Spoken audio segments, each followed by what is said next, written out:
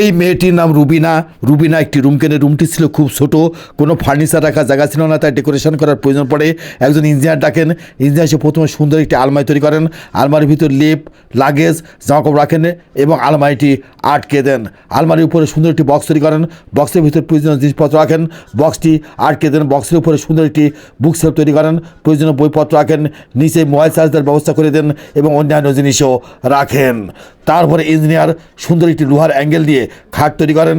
খাটের উপর কোমল বিছানা বিছিয়ে দেন, খাটের পাশ দিয়ে সফটওয়্যার দিয়ে দেন। খাটের উপর থেকে যাতে মেঝে না পড়ে দেয় সেই ব্যবস্থা করে দেন।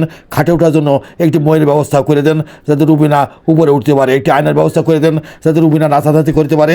সুন্দর একটি বুক সেট তৈরি করেন, প্রয়োজনীয় বইপত্র রাখেন। ড্রয়ার সিস্টেমের একটি টেবিল তৈরি করেন, ড্রয়ারে প্রয়োজনীয় জিনিসপত্র রাখেন। টেবিলের উপর ল্যাপটপ রাখেন যাতে রুবিনা ল্যাপটপে কাজ করতে পারে। পাশে প্রয়োজনীয় অ্যাক্সেসরিজও রাখেন।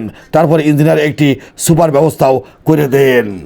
টাকা না মাকে বেশি ভালোবাসেন? যদি মাকে বেশি ভালোবাসেন কমেন্ট বক্সে লিখে দেন আই লাভ মা। দয়া করে চ্যানেলটিকে সাবস্ক্রাইব করুন এবং বেল আইকনে চাপ দিন।